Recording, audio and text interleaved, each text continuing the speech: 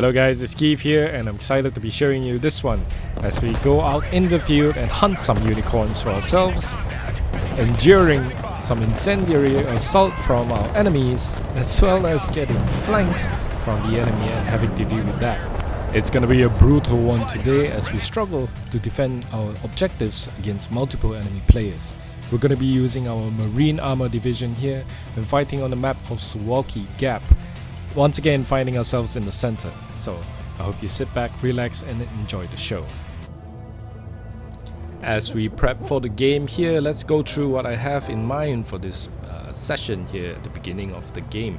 I fully intend to protect Bravo, so being at the center player here, I'm going to be bringing out a lot of infantry to take cover inside these buildings here. Simultaneously, I want to be supporting my teammate on the left here, trying to punch through the Juliet in India sector. As one of our responsibilities here as the center player, we want to make sure that we protect the front line while also helping our teammates secure the left side. Nevertheless, with the game starting in right now in phase 1, just sit back, relax, and I hope you enjoy the show.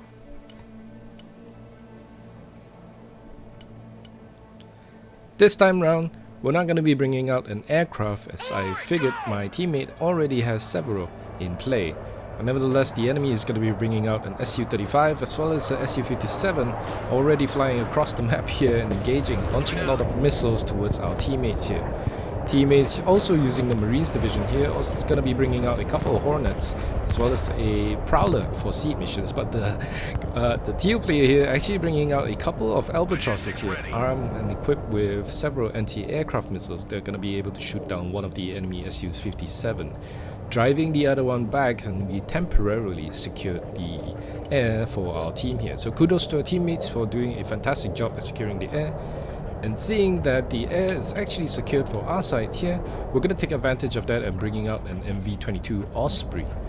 This Osprey is a VTOL aircraft, belongs to the available to the Marines division here, and you're going to see just how useful this Osprey is going to be.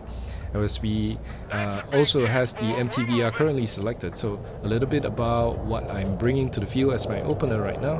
I'm going to be bringing in a couple of Cat Dragon teams as well as the Stinger teams inside this MTVR. As you can see, the Osprey is already charging through to the front lines here. A couple of cool Albatrosses just patrolling the skies right now. And the Osprey was the last to be called, but the first to arrive. It's a really very fast aircraft to use, and if you want to deploy troops to the front line or anywhere at all very quickly, an Osprey is definitely a cool choice to have. My Marines here inside the Osprey is going to be dismounted and immediately pushing into these buildings here. Notice how I'm deliberately not trying to put them inside the capture zone, because I don't want to be alerting the enemy of my presence in Bravo already. This is so that I could potentially catch any greedy enemy units that are trying to push into the sector very soon, very early on, so my Marines with their 84 launchers are going to be able to destroy any enemy fast movers. But so far, we're not seeing any enemy units pushing very quickly into Bravo, so our Marines are going to move into the buildings here and secure better positions for themselves. Troops that were called in earlier are already approaching the front lines as we have a very safe approach towards our initial positions here. The map in Suwalki Gap is definitely filled with high rises and buildings, like I said earlier in the beginning of the video. These tall buildings are gonna be crucial to both our side as well as the enemy by putting in long-range infantry, so typically any ATGMs that you have, or even Stinger missiles, or man-pads equipped with anti-air launchers, as well as recon units such as snipers. You want to be equipping them and moving them inside these high-rises too. But a quick note is that the enemy would be doing the same, so you can sort of anticipate that the enemy is already watching and targeting these high-rises, as we are ourselves doing into this. You can see the Cat Dragon is slightly behind inside one of these buildings here, just trying to connect or watch over these roads, these avenues of attack that the enemy might be using. More reinforcements are already brought in, as you can see the UH-1Y Venom is already bringing in a couple of sniper teams, and I'm gonna be using these sniper teams and putting them earlier into the high reses there.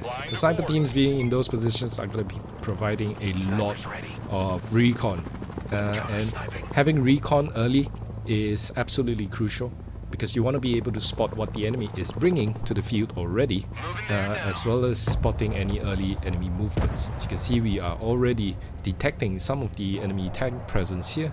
The T-72 is already camped out in the right side of the screen here.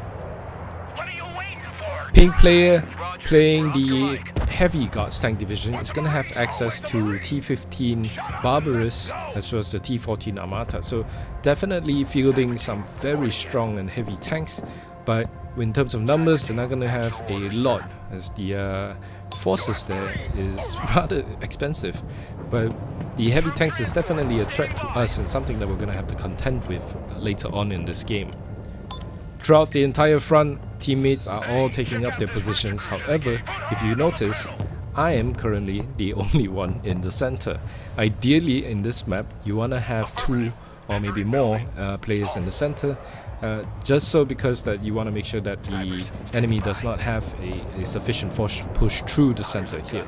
The amount of buildings available to infantry as cover is going to make it difficult for me to push through the center.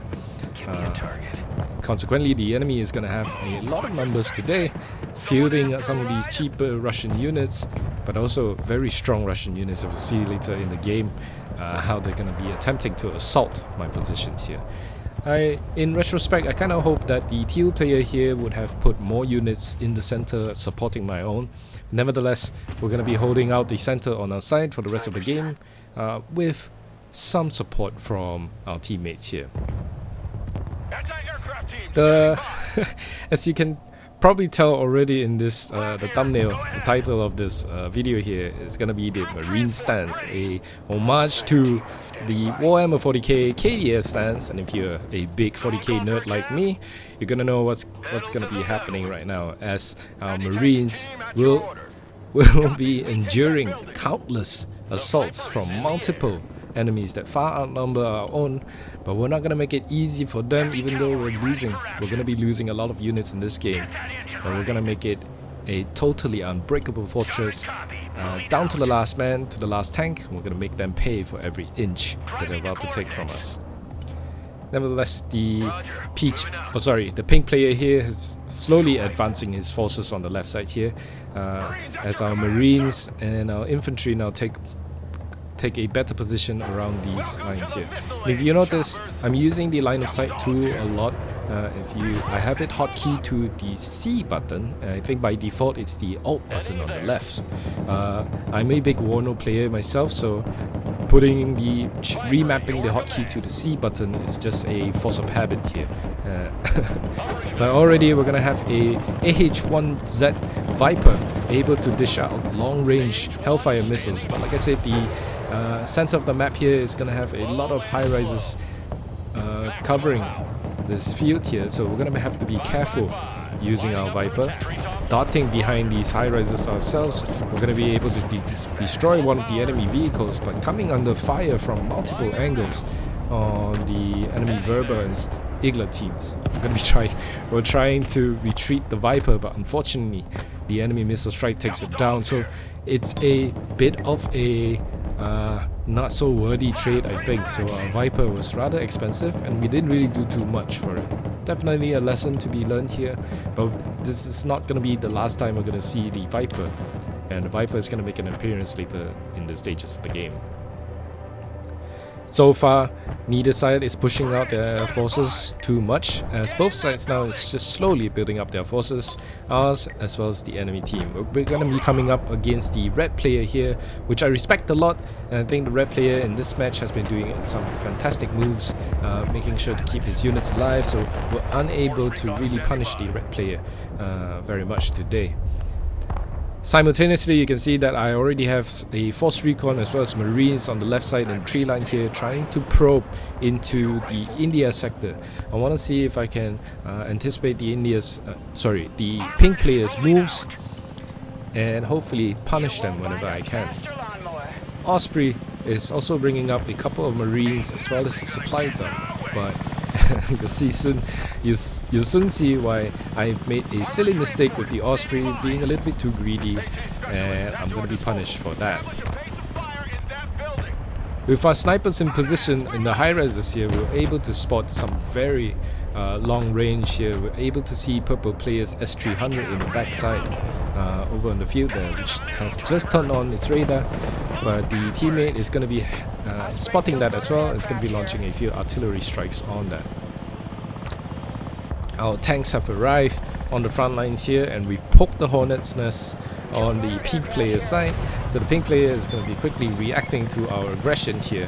As you can see, the Osprey is being too greedy here. I've accidentally pushed the Osprey too far up the front line. It's going to come under fire, and the reaction time of the Osprey pilot here in the machine is just too slow, so unfortunately I'm going to end up losing the Osprey as well as the two very crucial Marine squad. Losing those squads this early on to silly mistakes like this is going to be a very punishing to me. Nevertheless, the Hornet's nest has been poked, and pink player is currently sending double T14 Armatas into our section here. We're gonna have to respond to this very quickly, and hopefully that the T14s are gonna take the bait and push into the tree line here, where we have double M1A2 SEP as well as a couple of Marine squad gonna be flanking them, and hopefully we're gonna hunt these recons down. The M1A2 SEP takes a frontal shot. The second T14 deletes the tank, but our Marines are already in position, able to provide a flanking shot towards one of the T14s, taking it down. The second one is trying to retreat in right now, but the M1A2 is pushing it deep and close. Pushing it deep. Excuse me guys, being immature for a second there. But the M1A2 is going to be pushing in and finishing that off with a rear shot towards the, well, with a deadly shot towards the T14's rear. With the hunt successful, we've managed to take down both of the enemy's T14 Armatas. We're going to be pulling back immediately, as the enemy already has artillery strikes around the tree line, using the AAVP to pick up the Marine squad and pushing them back into the supply dump to get them rearmed, repaired and healed up. But the pink player now has brought in an SU-34 with a single thermobaric strike there. I believe that's a 1.5 ton of explosive armaments just dropped onto my AAVP here. Thankfully, the AAVP kind of shielded the Marines, so that my Marines still relatively, well, they're technically still alive. We end up losing the AAVP, so we're gonna have to run the Marines back to the supply dump and get them back to the supply dump on foot. So there was a very brief skirmish, and that only happened because we were trying to probe the enemy's defenses, see if we can sort of push into India from that direction. Ideally, my teammate on the left here, playing on the lime green, should have supported and pushed in, and which he did, briefly with artillery support. But if you want to have a successful push, you're gonna need to have the numbers on your side. Unfortunately, in this game, numbers are not gonna be on my side. Rather, they're gonna be on the enemy side, as the red player now initiates his assault. Same thing as what I did to the pink player here. Is gonna be not fully committing all of his units. One of the BTR is going to be depositing one of the Metis squad into the high rises there, and our units are going to be forced to engage, revealing their position as their BTRs from a longer range able to provide some support. You can see the Cat Dragon in a perfect position to be launching their double Dragon missiles there towards the enemy vehicles, as the theater sign of the enemy smoking their position to escaping the Dragon's missile launchers. You can see how red players not fully committing or not pushing all of their units out at the same time. Also doing the same thing to me here. They're just probing my defenses for the time being, seeing where my units are and making sure that they move the correct units into the correct positions. M1A2 is going to be exposed for the time being and taking a shot from the enemy Cornets team in the high rise. With the enemy is sort of being repelled right now. You can see the red player actually has plenty of cornets into these high rises here, and we're going to be using our snipers laser to designate some of these buildings here for our mortars. which are going to be equipped with the laser designated rock mortars. I'm going to be using them to full effect right now. The enemy does have access to the Incendiary Grad launchers, which is going to be a threat to our infantry in the static position. So something to bear in mind, that when your units have fired its position, well, fired at the enemy, it's going to be revealing its position. So whenever you have the mine to spare, you're going to want to move your units away from that position as well. Note, the enemy has already brought out one of the incendiary launchers, so it's going to be a painful threat to my infantry camped out into defensive positions. So far, coming to the end of phase 1, we have a couple of brief skirmishes between one side and another, but relatively it all comes down to how healthy our units can be when it comes to the second phase. As with most games, it's more important that you keep your units healthy, build up your forces, and then engage in the second phase. And ideally, during the first phase, you're going to want to have some kind of probes into the enemy's position to see what kind of units they're bringing into the fray, and so you're going to have some of your own units to counter these threats.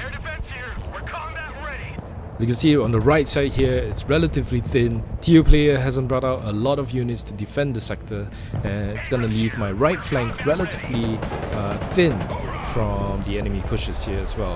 My left flank as well, the teammate on the lime green here isn't really having a lot of infantry or units that can quickly react to the enemy pushes up front. So once again, we find ourselves quite alone in the center, but we're gonna have to make do, as the enemy now entering into phase 2 has decided to push somewhat aggressively towards our objective right now, towards the Bravo objectives.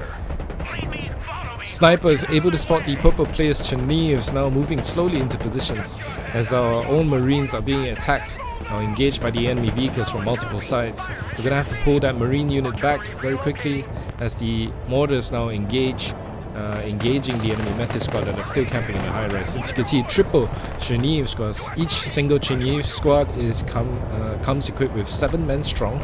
So with 21 on that number in the card there, that tells me that there are triple Chenev squads. This Chenev squad is a very dangerous threat to any infantry at all. So that's only because the Chenev does comes with multiple thermobaric launchers there. I think these are RPO thermobaric launchers, so my Stinger teams that were in position is going to be quickly eliminated. Cat Dragon's going to be using his 50 caliber machine gun here to provide some support and damage against these Chenev squads, as the left AD uses its miniguns to try to harm these Chenev teams. Nevertheless, we find ourselves a little bit thin and stretched, a little bit stretched thinly now, as our units that were holding the front line is quickly dwindling. And that's only because we are putting quite a lot of investment into the left side here, as I want to try to take over the Juliet sector. So this was a bit of a tricky moment for me. The timing couldn't have been worse, as I have the intention to assault into the left side here, but the enemy is throwing a lot of attention into the center, as the enemy is trying to do the same and assaulting the Bravo objective. Enemy is going to be using double incendiary grad launchers, now burning most of my units to a crisp on the front line. As you can see, we've lost both the Cat Dragon team as well as the Marine squad that was holding their position towards the front side of Bravo. We're going to quickly need to bring up some reinforcements very quickly here, and a bit of a mistake on my end. I should have used the helicopters to transport my units to the front lines, as the helicopters definitely going to have a faster move rate than the AAVP. This map has a notoriously long reinforcement time. If you're going to be using a slower moving vehicle, they're going to take a long time for it to reach to the front lines. And timing in this game is crucial. So as you play the game more, you're going to understand how crucial it is to have the proper timing. So a lot of players think that microing is something that pro players do. I personally think that better players understand how the timing of things work in this game. So if you can nail down your timing, understand when your reinforcements or supplies are going to reach the front lines where you need them to be, then it's gonna put you at a better position, easier time when you combat your enemies in game. With most of our units on the left side here focused on getting ready to pounce, you notice that I'm not necessarily pushing them into Juliet at this moment, and that's because I'm forced to shift my intention back to the Bravo sector because the enemy is pushing very aggressive right now. Both of my tanks are going to be pushed out to engage the enemy's reinforcements. One of the tank is getting hit hard, so we're going to have to retreat it back to the supply dump. As the Chernihiv that was still on the position is going to be forced to engage my force recon right now. Sorry, I just bit myself. Nevertheless, our units that were in position here right now is going to be bumping into one of the enemy Terminators. The Terminators is engaging the Marines here. Marines able to dish out some of these AT-4 launchers. It's going to be damaging the Terminators, but unable to take it out. Dragonfire Mortars was trying to dislodge and successfully doing so towards the Chernihiv. We managed to take down 2 of the Chernihiv squads, but one still alive. It's currently preventing us from recapturing Bravo. These 2 tanks here are going to try to engage these vehicles from the outskirts here. So you notice I'm using these buildings to my advantage here. The buildings are going to be blocking several line of sights, so we're going to have to choose our angles correctly. Marines on the left side here engaging the Terminators. One of it is going to be taken down to some red icons there, meaning it's systems. So the the targeting pods, the track, the ammo firing rate is going to be damaged, critical damage from the units there. Teammates with its artillery is going to be saving one of my Marine squad, as the other was unable to make it out alive. Now, failing to move the Dragonfire here, the pink players decided that a solution to that would have been a bomb. So if you've watched some of my previous videos, I'm guilty of using bombing runs on aircrafts too, to very much to a lot of good success. So when that hit me, then I realized, oh, so that's what it feels like to be bombed yourself. Nevertheless, we're gonna end up losing the Mortars, which is, in retrospect, would have been nice to have, but it's not necessarily crucial to the defense of my objective right now.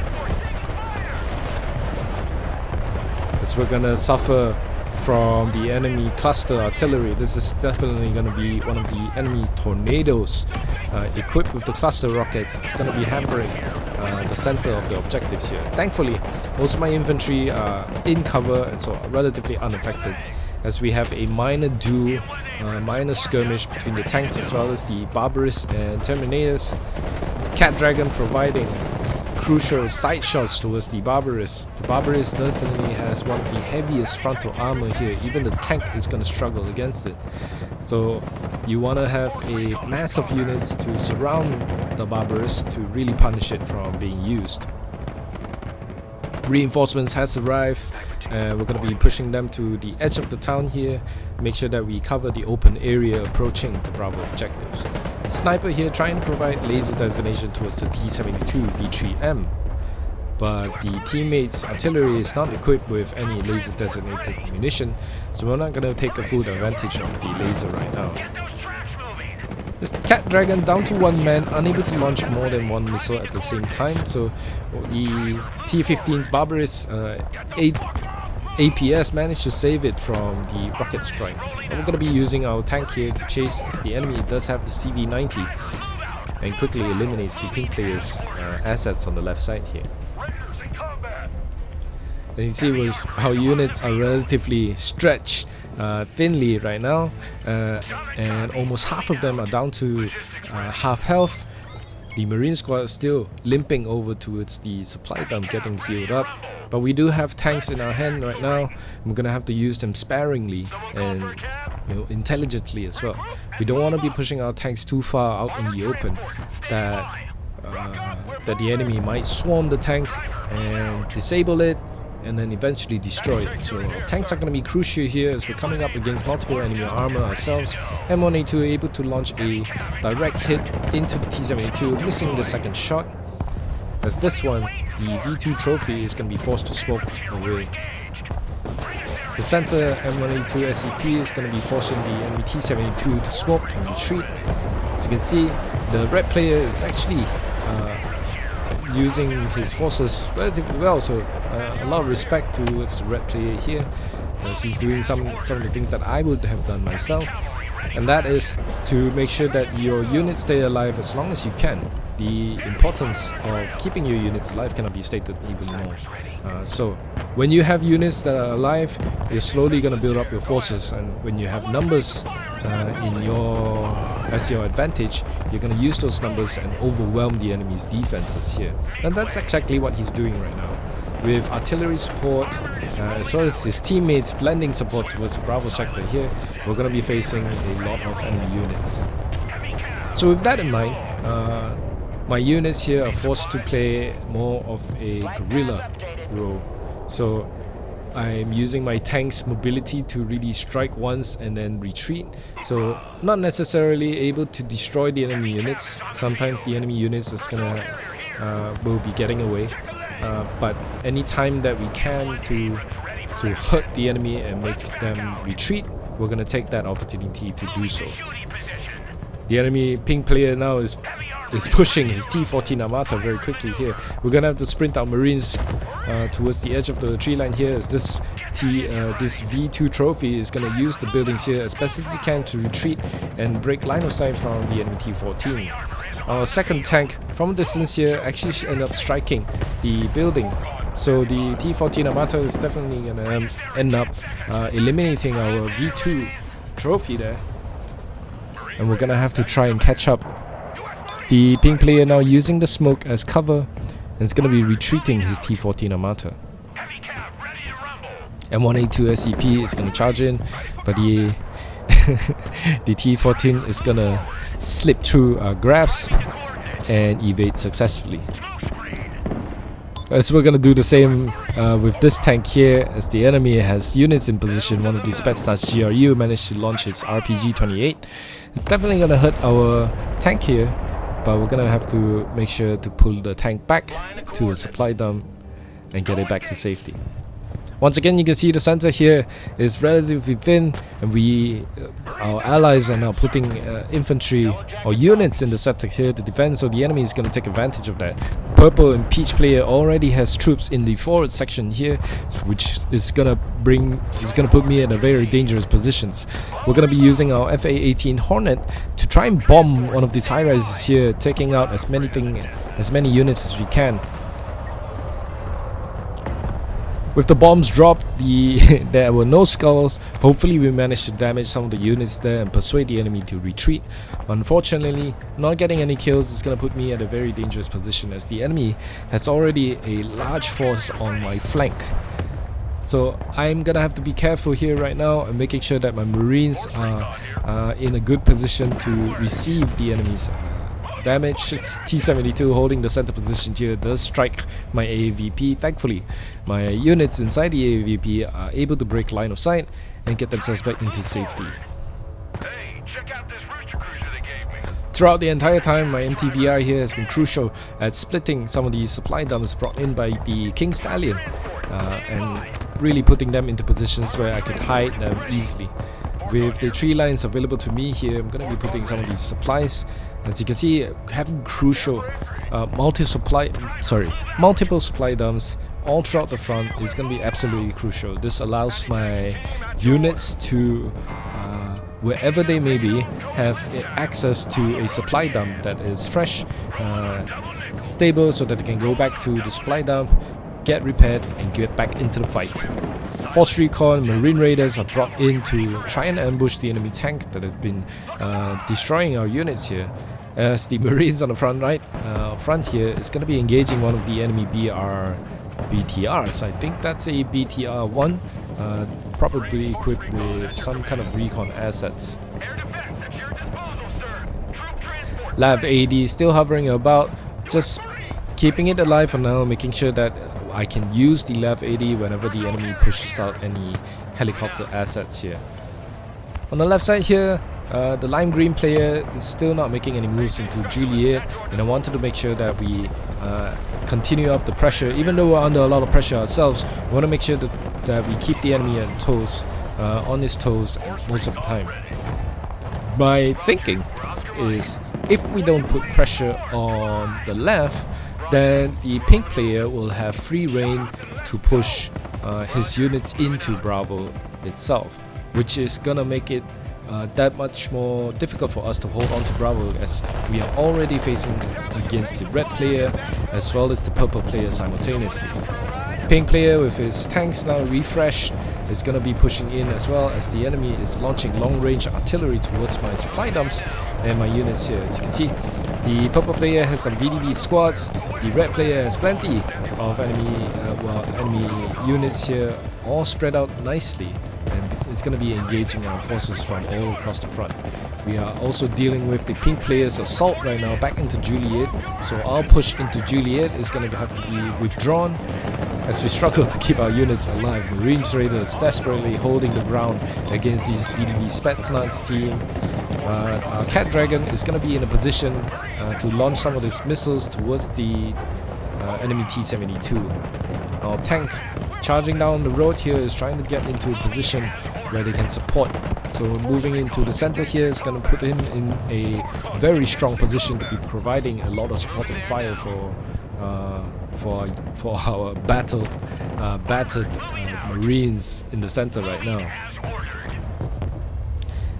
More tanks reinforcements has finally caught up to us, and we're gonna need these tanks very soon, as the enemy is no doubt trying to push into the Bravo section right now.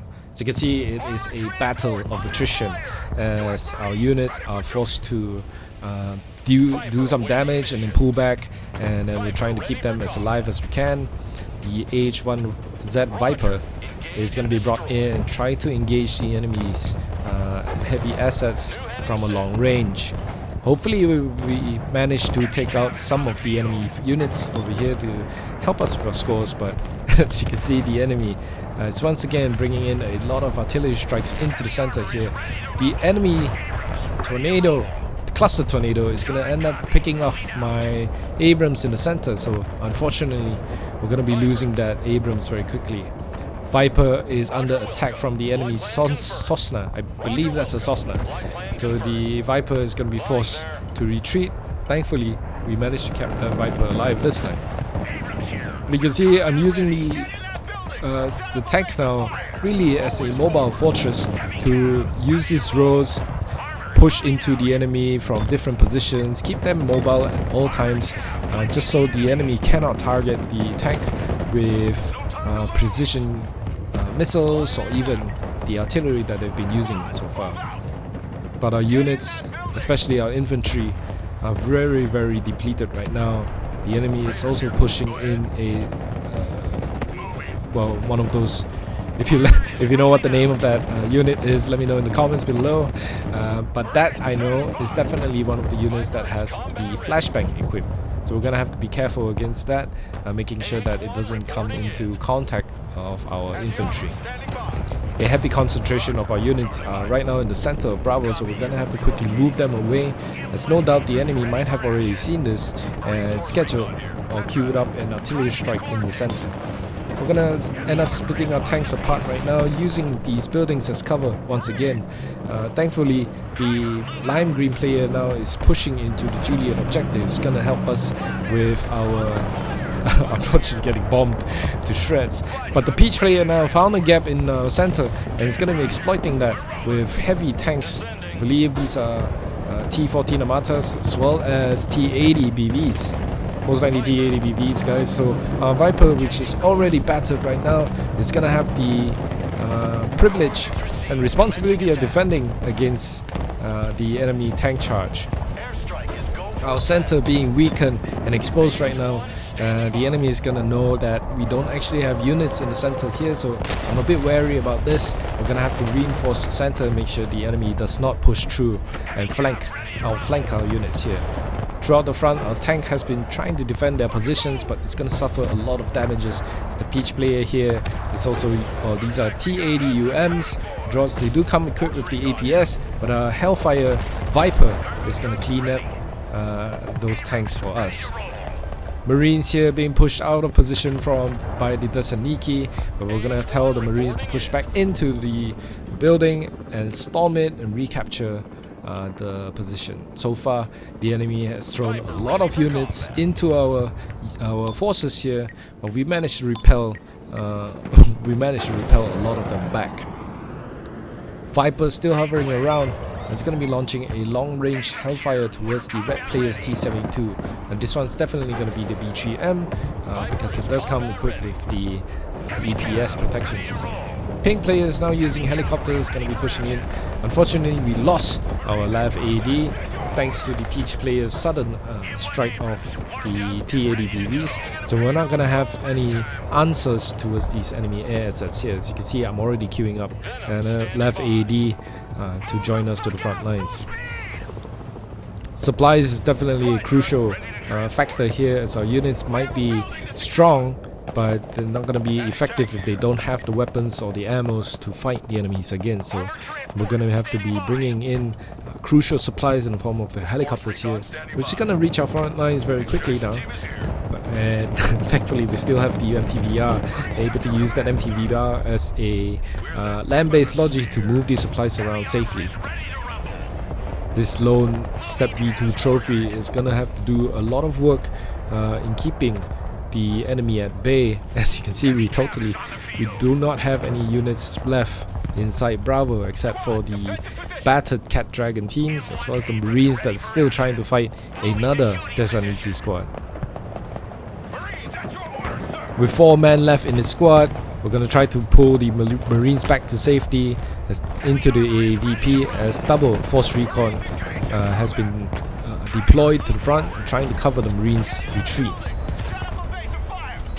Pink players now, because we haven't been putting pressure back into the left side here, what I feared earlier is now coming true, because the pink player is going to be landing his heavy tanks in support and going to be pushing into Bravo right now. So pink, purple and the red player now focus solely on Bravo, and my teammates on the right and left are nowhere to be found.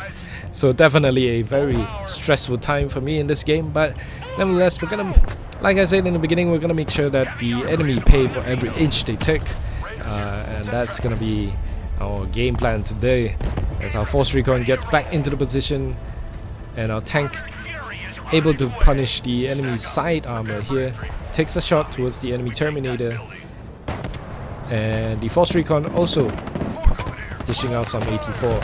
But the purple player suddenly has a lot of assets here, again with the triple Genève squads.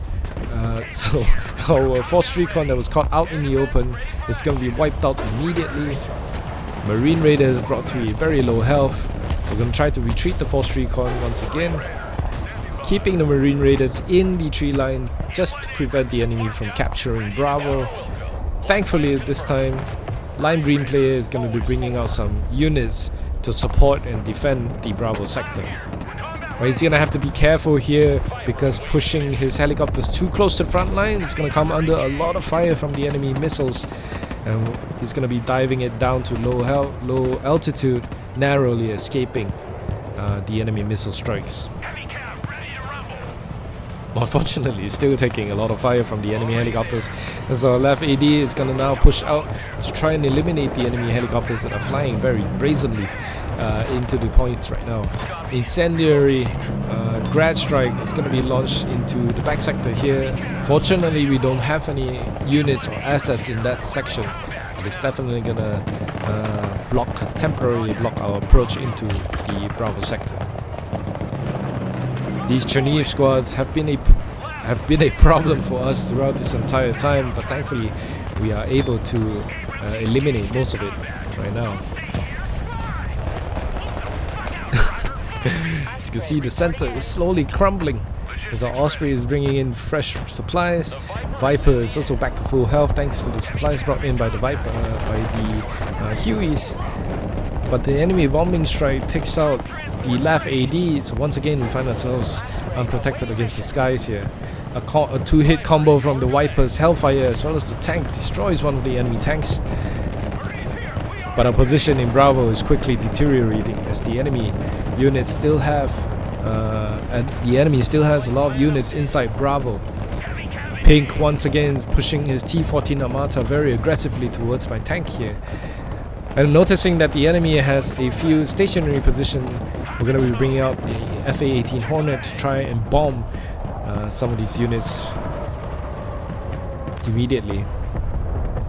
A successful bombing strike does take out the weakened Chernihiv squad, so the enemy will no longer have the Chernihiv available to them at some time. This V2 trophy is going to be charging in right now, trying to eliminate the enemy cornets as well as the sniper teams.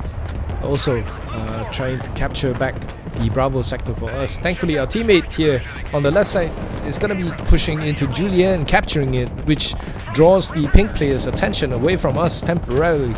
So the the enemy's infantry here is going to be left without the heavy tech support from the pink player, and so our V2 trophy is going to have a sweet time eliminating these battered infantries. We're also going to be using the MTVR now to ferry one of these marine squad that has been topped up back into position, and we're going to be engaging the enemy's VDV Spetsnaz team. MTVR taking a rocket fire, but it's still in a good position. Wheels are still on, so it's going to be quickly pulled back into the supply dump for resupply. Marines under heavy sniper fire from the sniper teams on the right side here. Thankfully our tank was able to spot it firing, so we're going to use our tank to quickly eliminate that snipers, and down goes the enemy sniper. Artillery coming in once again from the distance. You can see cluster strikes trying to hit my V2 trophy, but because we are being quite mobile with our V2 trophy here, the enemy is not able to pinpoint or damage my tank at all. So you wanna be in this situation, I'm forced to be moving my tanks all around. You can see I'm definitely microing a lot, clicking a lot of buttons here, making sure that my units are constantly on the move in the place that they need to be in position. But the enemy now is pushing a lot of units into position, and we're gonna have, well, we don't actually have anything right now to hold the Bravo sector, so our tank is gonna have to make a run for it, trying to be covered by the enemy by our Vipers. Unfortunately, unable to smoke out in time. The enemy rockets does find our tank in the rear. You can see purple, pink, as well as the red player here. It's a lot of units focused on Bravo right now, and because we don't actually have the units at play, we're gonna have to pull back and reconsolidate our forces and make sure that they don't take any, they don't capture the Foxtrot position. The LAV AD that was called in maybe 5 minutes ago finally made its way towards the front line here. As you can see, the reinforcing time is actually very, very slow, especially for my tanks here. And something you want to take note of in maps in Broken Arrow is when you call in units, it is ideally that you want to wait for your units to arrive before you push out or make any moves. So keeping your units alive is always important in Broken Arrow, as with any games, I imagine. But our Marines being inside Bravo right now is preventing the enemy from capturing it completely. So we're denying the enemy some points for the time being, but it's only a matter of time before the Marines get spotted and eliminated. So we're gonna be putting on the pressure in right now with our remaining SEP V2 trophy. Marines finally being engaged by the VDV Spetsnaz as the LAV AD takes out the enemy helicopter. Our V2 trophy also preventing launching some long-range shells into the enemy. You can see a new color appears, and orange is landing in support into Bravo right now. And we're temporarily fighting against 4 enemy players inside Bravo. Definitely with only about 3 units left on the field. Double M1A2 SEP is pushing in as our reinforcements finally reach the front lines. But unfortunately, the enemy tornado cluster takes out my V2 trophy, as well as team killing their own Kurganets. So the enemy is definitely piling in and pushing in a lot of units into the Bravo sector now. Nevertheless, we're still gonna put up a very strong fight, preventing the enemy from securing all of our positions, scoring more kills for our team. making sure that we make the enemy pay for as much as possible for brutalizing our positions. In retrospect, well, before that, you can see on the right side of the screen here, green player now finally pushing into Charlie. His action there is gonna draw some of the enemy units away from the Bravo sector, and it's gonna give us a little breathing room to push back into Bravo, eliminate the enemy units that have been pushed into the sector. But with phase 3 coming to an end, so in 40 seconds left on the clock, it's very little that we can do about it. In retrospect, I think if we had a little bit more support on the center here, we would have done a better job at holding the line and also pushing or counter-attacking the enemy's position. Nevertheless, it's not that much, not like me to complain much. I think it was a very interesting fight, definitely a very stressful one. Thankfully, we have the right units in the right position. Even though we were definitely severely outnumbered, our units performed amicably and we managed to win the game. And that's it. GG. With the end of the game here, we managed to secure a top seed actually, so kudos to us, with a 7,890 points in kills, 6,895 deaths, KD ratio of 1.14 with a couple of medals in. Definitely a stressful fight. I wish I had more support, but nevertheless it was definitely a fun one, and I hope you enjoyed it. So thank you for watching, and like always, I'll see you in the next one.